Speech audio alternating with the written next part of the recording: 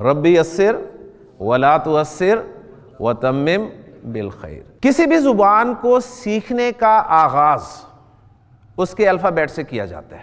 عربی کے حروف تہجی، جنہیں میں الفابیٹ بھی کہہ رہا ہوں، حروف ہجا کہلاتے ہیں۔ عربی زبان میں استعمال ہونے والے حروف الہجا، جنہیں ہم حروف تہجی یا الفابیٹ کہہ سکتے ہیں یا کہتے ہیں، یہ کتنے ہیں اور کون کون سے؟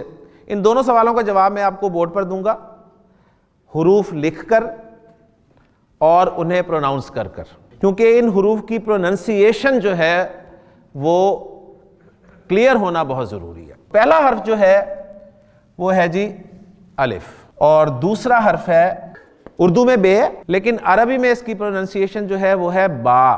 یہیں سے میں آپ کو اصول بتا دوں، جو حروف ہم اردو میں ایک ہی آواز پر ختم کرتے ہیں، الف کے آخر میں اے ہے، نو، بے کے آخر میں اے ہے، ڈیفینیٹلی ہے، تو جس حرف کے آخر میں آپ کو ایک ہی آواز سنائی دے، عربی میں آپ نے اس کو آ کی آواز کے ساتھ پڑھنا ہے۔ تو یہ حرف ہے الف، یہ با۔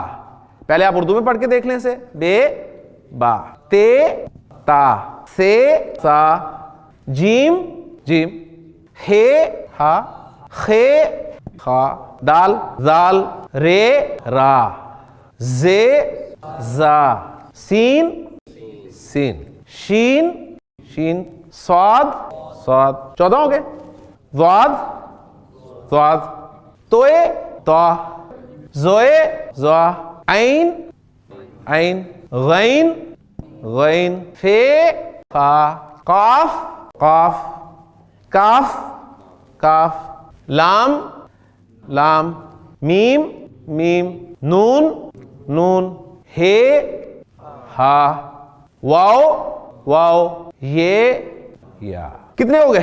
28۔ عربی زبان میں استعمال ہونے والے حروف الہجا کی تعداد 28 ہے۔ ساتھ ساتھ میں نے ہر رو میں لکھے ہیں تاکہ آپ کو پتہ چلے کہ 4 روز میں آپ انہیں یاد کر سکتے ہیں۔ ان حروف میں سے کوئی حرف ایسا ہے جو آپ اردو بولنے والے، اردو پڑھنے والے نہ جانتے ہوں؟ سب جانتے ہیں۔ 28 حروف ہو گئے۔ اب ان حروف میں ایک حرف اگر میں ایڈ کر دوں تو حروف کی تعداد ہو جائے گی 29، اور وہ حرف ہے حمزہ۔ علماء نے حمزہ کو الگ سے حرف کیوں کنسیڈر نہیں کیا؟ کچھ علامات لکھ رہا ہوں، آپ سب واقف ہیں۔ یہ کیا علامت ہے جی؟ زبر، ماشاءاللہ سب کو پتہ ہے۔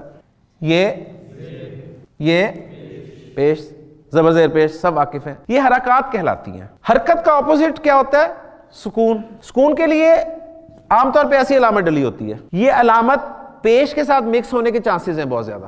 میں یہ لکھ رہا ہوں گا، ہو سکتا ہے اس کا منہ بن جائے، آپ اسے پیش سمجھ لیں۔ میں پیش لکھ رہا ہوں گا، ہو سکتا ہے اس کا منہ نہ بنے، آپ اسے سکون سمجھ لیں۔ تو اس کنفیوژن کا حل ہم یہ نکالیں گے کہ ہم سکون کی علامت کے لیے یہ علامت نہیں بلکہ یہ والی علامت استعمال کریں گے تاکہ کنفیوژن کسی قسم کی نہ رہے۔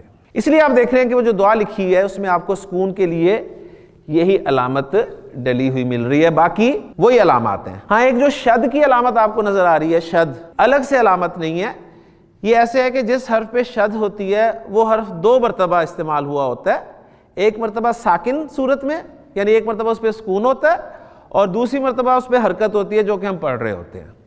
جیسے کہ اب یہاں پر با پہ شد ہے نا، تو یہ اصل میں تھا رب بی، رب بی، پہلا با ساکن اور دوسرا با زیر کے ساتھ والا، تو وہ دونوں باؤں کو مرج کر دیا گیا اور اس پہ شد ڈال دی گئی، تو کوئی نئی علامت نہیں ہے، یعنی آپ نے کنفیوز نہیں ہونا۔ تو یہ 3 حرکات ہیں اور ایک ہے علامت سکون، ان سے آپ سب واقف ہیں۔ پہلا حرف ہے نا الف، اس الف پر جب بھی ان تینوں حرکتوں میں سے کوئی حرکت آ جائے، جیسے ایسے ایسے ایسے، یا الف ساکن ہو جائے، اب اس الف کو الف نہیں کہا جائے گا بلکہ حمزہ کہا جائے گا۔ اس لیے علماء کہتے ہیں کہ حمزہ کوئی الگ سے حرف نہیں ہے، الف ہی حمزہ بن جاتا ہے جب اس پر زیر آ جائے، زبر آ جائے، پیش آ جائے، یا اس پہ علامت سکون آ جائے، تو اس لیے اس کو اس لسٹ میں شامل نہیں کیا گیا۔ ان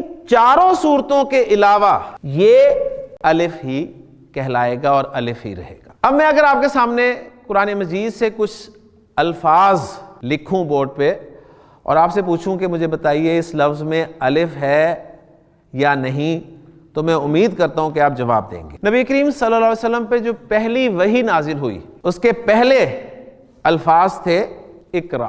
یہ بتائیے کہ اقرا لفظ میں الف ہے، سب متفق ہیں؟ یہ حمزہ ہے، کیوں؟ اس لیے کہ الف پہ زیر ہے۔ یہ حمزہ ہے اس لیے کہ اس پہ سکون یا جزم کی علامت ہے۔ اس لفظ اقرا میں الف نہیں ہے۔ اس کے حروف آپ پڑھ دیں تو آپ کہیں گے یہ حمزہ ہے، یہ قاف ہے، یہ را ہے۔ ماشاءاللہ، اب اسے رے نہیں کہنا آپ نے، کیونکہ آپ لسان القرآن کورس میں بیٹھے ہیں۔ یہ را ہے اور یہ حمزہ ہے۔ اقرا لفظ میں پہچان لیا کہ الف نہیں ہے۔ انسان، اور انسان جو ہے یہ بھی عربی کا لفظ ہے اور قرآن کا لفظ ہے۔ موسٹلی جو الفاظ آپ کے سامنے اس کورس میں آئیں گے وہ قرآن کے ہی ہوں گے انشاءاللہ تعالی۔ انسان، انسان لفظ میں الف ہے، انسان لفظ میں الف ہے۔ کون سا والا الف ہے؟